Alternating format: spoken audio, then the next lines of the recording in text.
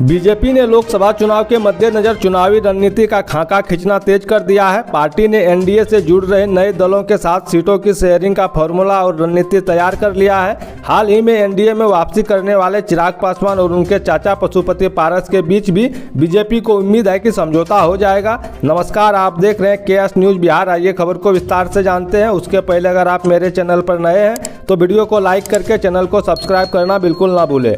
बता दें कि बीजेपी ने हाल ही में एनडीए का विस्तार किया था। पार्टी के 3 पुराने साथी आरएलएसपी के उपेंद्र कुशवाहा, हम के जीतन राम मांझी और चिराग पासवान एनडीए में फिर से शामिल हुए हैं। बड़ा सवाल यह है कि चिराग पासवान और पशुपति पारस क्या एक साथ आएंगे, और अगर आएंगे तो उनके बीच बीजेपी के साथ सीट शेयरिंग फॉर्मूला क्या होगा। बता दें कि बीजेपी के शीर्ष नेताओं का कहना है कि चिराग पासवान और पशुपति पारस दोनों एक साथ आ सकते हैं। इसके लिए बीजेपी की तरफ से कोशिशें तेज कर दी गई है।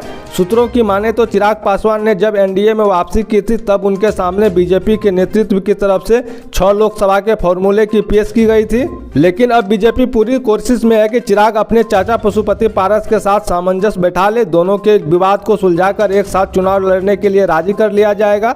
अगर ऐसा हुआ तो फिर से संयुक्त एलजेपी को बीजेपी की तरफ से 6 लोकसभा सीटें और 1 राज्यसभा सीटें भी दी जा सकती है। हालांकि चिराग पासवान और पशुपति पारस के बीच सबसे बड़ा पेंच हाजीपुर लोकसभा सीट को लेकर फंसा हुआ है। बता दें कि चिराग पासवान और पशुपति पारस दोनों ही हाजीपुर लोकसभा सीट से चुनाव लड़ना चाहते हैं। केंद्रीय मंत्री पशुपति पारस ने तो एनडीए की बैठक वाले दिन ही कैमरे के सामने बाकायदा दावा कर दिया कि वे हाजीपुर लोकसभा सीट से ही चुनाव लड़ेंगे। उन्होंने कहा था चिराग को जहां जाना है वो जाए। वहीं जीतन राम मांझी की पार्टी हिंदुस्तानी आवाम मोर्चा के सूत्रों के मुताबिक पार्टी को 2024 के लोकसभा के लिए 2 लोकसभा और 1 राज्यसभा सीट देने का प्रस्ताव दिया गया है। इसमें गया लोकसभा सीट भी शामिल है, जबकि उपेंद्र कुशवाहा की पार्टी राष्ट्रीय लोक जनता दल को 3 लोकसभा सीटें और 1 एमएलसी सीट मिलेगी, जिसमें काराकाट लोकसभा सीट भी शामिल है, जहां से उपेंद्र कुशवाहा चुनाव लड़ेंगे। सूत्रों के मुताबिक बीजेपी मुकेश सहनी की विकासशील इंसान पार्टी वीआईपी के साथ भी गठबंधन करना चाहती थी और बीजेपी ने उन्हें 2024 के लोकसभा चुनाव के लिए 2 सीटें की पेशकश की थी।